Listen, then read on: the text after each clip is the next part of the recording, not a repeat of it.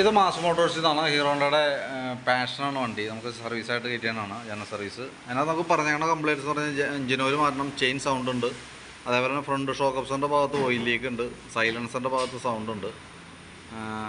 അത്രയും കേസൊക്കെയാണ് മെയിനായിട്ട് പറയുന്നത്. ജനറൽ സർവീസ്, വാട്ടർ സർവീസൊക്കെയാണ് പറഞ്ഞത് കേട്ടോ.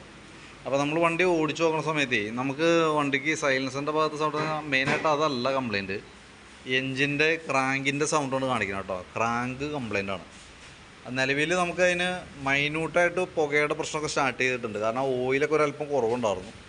അപ്പോൾ നമുക്കിപ്പോൾ എൻജിൻ വർക്കായിട്ട് ചെയ്യണമെന്നില്ല, കാരണം ആരംഭമാണ്. അതിൻ്റെ സൗണ്ട് തുടങ്ങിയിട്ടുണ്ട്.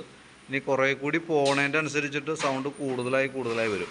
അതിൻ്റെ അനുസരിച്ച് പുകയുടെ പ്രോബ്ലം സ്റ്റാർട്ട് ചെയ്യും. നല്ല രീതിയിൽ പുക ഇപ്പോൾ നമുക്ക് പുക ഉണ്ടെങ്കിലും അത്രയാണ് പ്രത്യക്ഷത്തിൽ കാണാൻ, നല്ല റേസ് ചെയ്താലാണ് ചെറുതായിട്ട് കാണാൻ പറ്റുള്ളൂ. കാരണം ഓയിൽ മൈന്യൂട്ടായിട്ട് കത്തി തുടങ്ങിയിട്ടുണ്ട്. അപ്പോൾ കുറേ കൂടി ഓടുമ്പോൾ സൗണ്ട് കൂടുതലായിട്ട് വരും. വേണമെങ്കിൽ നമുക്ക് അപ്പഴിച്ച് ചെയ്താലും മതി. ഇപ്പം നമുക്ക് വേണമെങ്കിൽ സർവീസ് ചെയ്ത് വിടാം. അപ്പോൾ നമുക്ക് ബാക്ക് ബ്രേക്കൊക്കെ നമ്മൾ ചെക്ക് ചെയ്യാൻ വേണ്ടി അയച്ചിട്ടുണ്ട്. ബ്രേക്ക് ലൈനറൊക്കെ കമ്പനി ലൈനറൊക്കെ കിടക്കണേ, അത്യാവശ്യം നല്ല ലൈനറാണ്. അപ്പോൾ ബ്രേക്ക് ക്യാമൊക്കെ ഒന്ന് അയച്ച് ഗ്രീസ് ചെയ്താൽ മതി. ചെയിൻ നല്ല രീതിയിൽ ലൂസായി കിടക്കണം. അപ്പോൾ നമുക്ക് ചെയിൻ ഒന്ന് ടൈറ്റ് ചെയ്തിടാം. അതേപോലെ തന്നെ എയർ ഫിൽറ്ററൊക്കെ നമ്മൾ നോക്കുമ്പോൾ എയർ ഫിൽറ്ററും അതിൻ്റെ ഹോൾഡറും കംപ്ലയിൻ്റ് ആണ്. അപ്പോൾ അതൊന്ന് മാറ്റിയിടാം, കാരണം മാറ്റേണ്ട ടൈമാണ്. അപ്പോൾ അതൊന്ന് ചേഞ്ച് ചെയ്തേക്കാം. എഞ്ചിൻ ഓയിൽ ഒരല്പം കുറവുണ്ടായിരുന്നു, ഓയിൽ മാറ്റുന്നുണ്ട് കേട്ടോ. പിന്നെ വണ്ടിക്ക് ചെറിയൊരു മിസ്സിങ്ങിൻ്റെ പ്രശ്നം കാണിക്കുന്നുണ്ട് വണ്ടി ഓടിക്കുമ്പോൾ. അത് ഞാൻ കാർബറേറ്റർ ഇത് ക്ലീൻ ചെയ്യാൻ വേണ്ടി അയച്ചിട്ടുണ്ട്.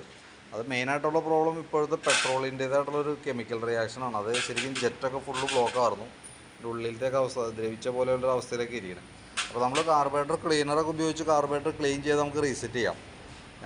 സാധാരണ ഇങ്ങനെ വന്നു കഴിഞ്ഞാൽ സ്വാഭാവികമായിട്ട് ചില കേസിൽ പെട്രോൾ ഓവർഫ്ലോ കംപ്ലയിൻറ്റ് വരും. അതായത് കാർബറേറ്ററിൻ്റെ ഈ അടിയിലെ ഈ പൈപ്പ് വഴി താഴേക്ക് പെട്രോൾ പോകും. അങ്ങനെയുള്ള പ്രശ്നം വന്നു കഴിഞ്ഞാൽ പിന്നെ നമുക്ക് വേറെ ഒന്നും ചെയ്യാൻ പറ്റില്ല, കാർബറേറ്റർ മാറ്റി വയ്ക്കാനേ പറ്റുള്ളൂ. അപ്പോൾ എന്തായാലും കാർബറേറ്റർ ക്ലീൻ ചെയ്യാണ്ട് മാർഗ്ഗമില്ല, ക്ലീൻ ചെയ്ത് നോക്കാം.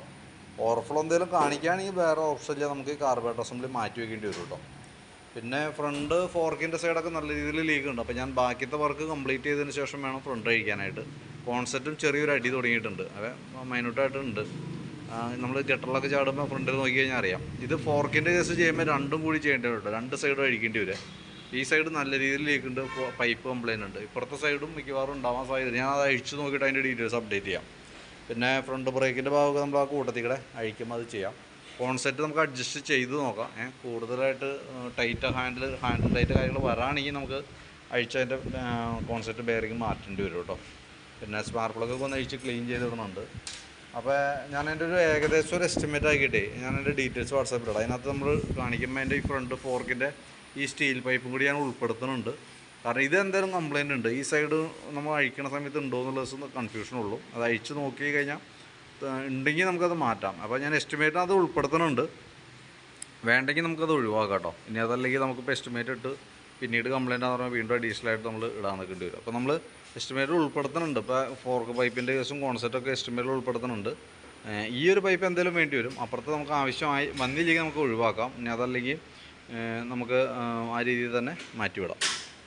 പിന്നെ അതേപോലെ എയർ ഫിൽറ്റർ ഹോൾഡർ കാര്യങ്ങളൊക്കെ നമ്മൾ അതിനകത്ത് ഉൾപ്പെടുത്തുന്നുണ്ട്. വാട്ടർ സർവീസൊക്കെ വരുന്നുണ്ട്. കാർബറേറ്റർ ക്ലീനർ, സ്ലോ ജെറ്റ് കാര്യങ്ങളൊക്കെ അതിനകത്ത് ഉൾപ്പെടുത്തിയിട്ട് നമ്മൾ ചെയ്യണമുണ്ട് കേട്ടോ. ഇത്രയും കേസിൻ്റെ ഒരു എസ്റ്റിമേറ്റ് ഞാൻ ഇടാം. അതിനകത്ത് പ്രത്യേകം നോക്കേണ്ട കേസിൽ എഞ്ചിൻ്റെ ഭാഗത്ത് സൗണ്ട് ഉണ്ട്, അത് അറിഞ്ഞിരിക്കുക. എഞ്ചിൻ സൗണ്ടിൻ്റെ കേസ് എന്തെങ്കിലും ചെയ്യാനായിട്ട് ഉദ്ദേശിക്കുന്നുണ്ടെങ്കിൽ അത് പറയണം, എന്നാലാണ് നമുക്ക് അതിൻ്റെ എസ്റ്റിമേറ്റ് അഡീഷണൽ പറയാൻ പറ്റുള്ളൂ. എഞ്ചിൻ ഫുള്ളായിട്ട് അഴിച്ച് ചെയ്യണമായിരിക്കും ബെറ്റർ. കാരണം എന്ന് വെച്ചാൽ ക്രാങ്ക് എന്ന് പറയുമ്പോൾ മെയിൻ പാർട്ടാണ് കംപ്ലയിൻറ്റ് വന്നത്. അപ്പോൾ സ്വാഭാവികമായിട്ടും സിലിണ്ടർ പിസ്റ്റളിലേക്കൊക്കെ പോകും. പിന്നെ അഴിക്കുകയാണെങ്കിൽ പിന്നെ ക്ലച്ച് ഡിസ്കിൻ്റെ ഭാഗവും അതേപോലെ എഞ്ചിൻ്റെ ഉള്ളിൽ തന്നെ ആ ചെയിന് ബെയറിങ് കാര്യങ്ങളൊക്കെ മാറ്റിയിട്ട് സെറ്റ് ചെയ്യേണ്ടതായിട്ട് വരും. അപ്പോൾ എന്തായാലും വീഡിയോ കണ്ടതിന് ശേഷം നോക്കിയിട്ടൊന്ന് റിപ്ലൈ ചെയ്യും. അതനുസരിച്ചിട്ട് നമുക്ക് എങ്ങനെ ചെയ്യേണ്ടതെന്ന് വെച്ചാൽ ആ രീതിയിൽ ചെയ്യാം. അതല്ലെങ്കിൽ ഈ പറഞ്ഞ രീതികളുള്ള എസ്റ്റിമേറ്റ് ഇട്ടിട്ട് ഈ കാണുന്ന വർക്കുകൾ തീർക്കാം. പിന്നീട് വണ്ടി കൂടുതലായിട്ട് കുറേ കൂടി ഉപയോഗിച്ചിട്ട് കംപ്ലയിൻറ്റ്സ് കൂടുതൽ സൗണ്ടിലേക്ക് എത്തിക്കുമ്പോൾ അഴിച്ചാലും മതി. അപ്പോൾ എങ്ങനെ വേണ്ടതെന്ന് വെച്ചാൽ നോക്കിയിട്ട് പറയും, അതനുസരിച്ച് നമുക്ക് ചെയ്യാം കേട്ടോ.